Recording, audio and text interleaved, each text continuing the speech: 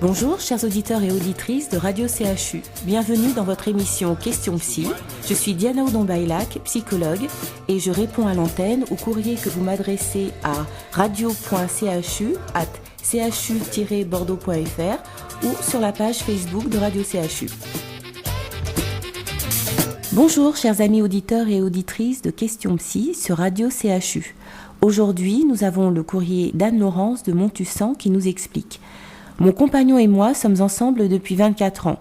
Nous nous sommes rencontrés au lycée alors que nous avions 16 ans.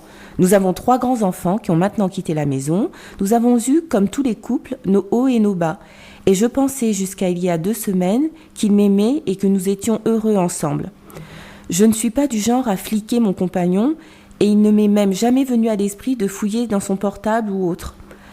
Cependant, il y a 2 semaines, j'étais dans notre lit et pendant qu'il se douchait, son portable qu'il avait laissé sur sa table de chevet s'est mis à sonner. J'ai alors vu un prénom féminin que je ne connaissais pas. Je n'ai bien sûr pas répondu, mais intriguée, peut-être que c'est le 6e sens féminin dont on parle souvent, j'ai par la suite appuyé sur ce prénom et là, mon monde s'est écroulé. J'ai vu des dizaines et des dizaines de messages échangés avec cette femme. Des messages qui ne laissent aucune place au doute, dans lesquels ils se disent qu'ils s'aiment, qu'ils se manquent, etc. Je suis tombée des nues. Mon compagnon me trompe, il a une liaison avec une autre femme. Depuis combien de temps? Qui est-elle? Je l'ignore. Il semblerait qu'il s'agisse d'une collègue de travail. Je suis complètement désemparée au bout du rouleau. Je n'ai pas dit à mon compagnon que je savais, j'ai si peur de le perdre, j'ai peur qu'il la choisisse elle par rapport à moi. Que faire? Alors Anne-Laurence, effectivement là vous vivez le cauchemar de beaucoup d'hommes et de femmes en couple, à savoir le fait de découvrir l'infidélité de son compagnon ou de sa compagne. Que faire dans une telle situation? En fait, comme vous vous en doutez, il y a plusieurs options qui s'offrent à vous.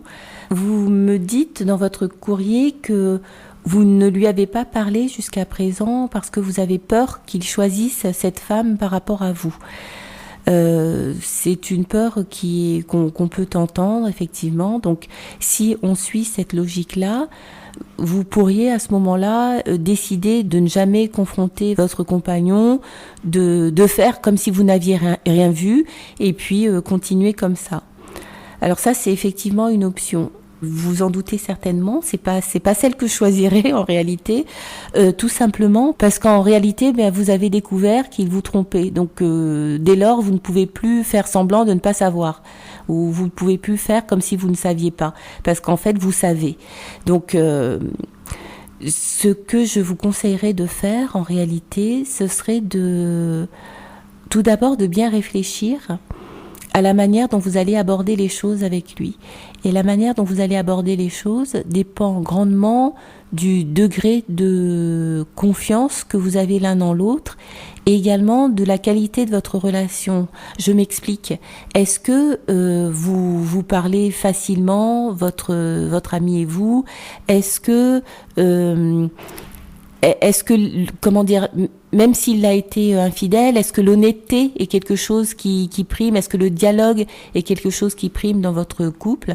Si tel est le cas, oui, vous pouvez parler à votre compagnon et jouer carte sur table avec lui, en lui disant clairement, écoute, j'ai découvert, voilà, qu'il se passait quelque chose. Est-ce que tu te sens prêt à m'en parler, etc. Vous voyez, pour vraiment l'amener à parler.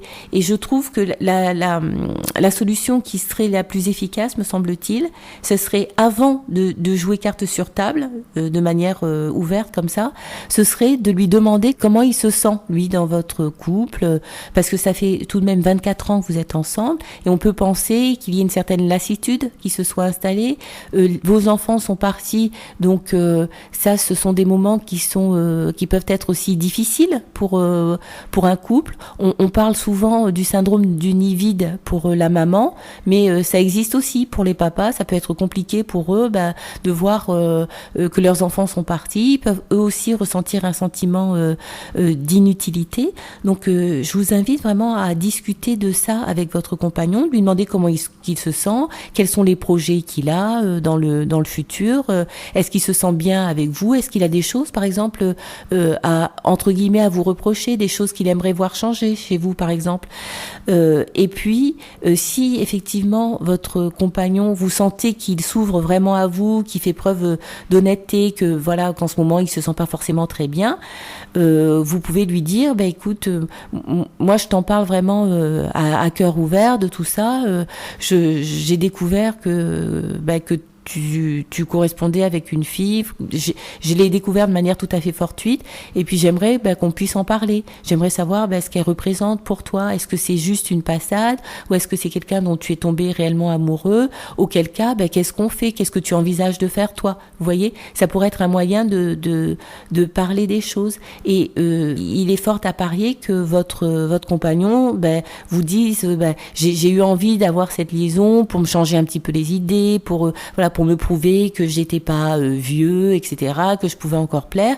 Et puis les choses peuvent se résoudre entre vous de cette manière-là. Maintenant, il se peut également qu'il vous dise, je suis tombé amoureux de cette femme et moi, ça m'étonnerait que votre compagnon ait cessé de vous aimer, sinon vous vous en seriez rendu compte. Ce que je veux dire par là, c'est que quand il se passe quelque chose dans le couple d'aussi important que cela, savoir que votre compagnon tombe amoureux de quelqu'un d'autre, on s'en rend quand même compte parce que son comportement change, tout simplement parce qu'il est très difficile de faire semblant sur la longue distance, sur le long terme.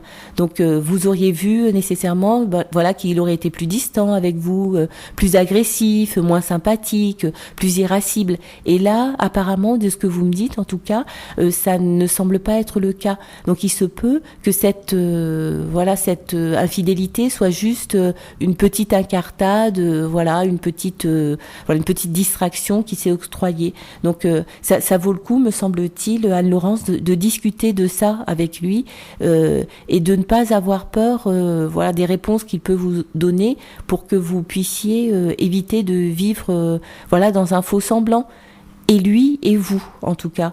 Donc, n'hésitez pas à en parler, n'ayez pas peur de discuter de ça avec lui, et vous sentirez, à mon avis, beaucoup plus soulagé. Parce que même si la discussion devait amener à la rupture, il est préférable d'être séparé que de vivre avec quelqu'un quelqu'un dont on doute, quelqu'un dont on n'est plus sûr, et puis pour lui également ça serait pas la meilleure des choses de vivre dans un faux semblant avec vous. Parce que pourquoi je vous demande d'en parler, pourquoi je vous conseille plus précisément d'en parler, tout simplement parce qu'il est important que vous ne subissiez pas la relation, que vous ne soyez pas à la merci des décisions de votre compagnon, parce que si vous restez en faisant semblant de ne pas savoir que vous savez, etc., au bout d'un moment, il se peut que lui vous donne tout simplement votre congé, qu'il dise écoute, j'ai rencontré quelqu'un, on s'arrête là. Et ça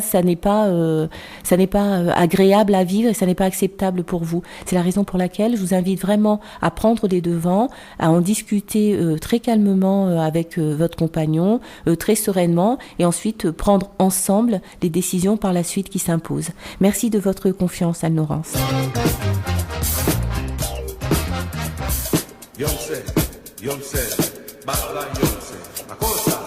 Vous avez un souci, un problème, une question qui vous tracasse? Ne restez plus seul. Adressez un courrier à Question Psy, l'émission de psychologie de Radio CHU, et notre psychologue Diana Odon-Bailac vous apportera une réponse claire et détaillée à l'antenne en tout anonymat. radio.chu@chu-bordeaux.fr ou sur la page Facebook de Radio CHU.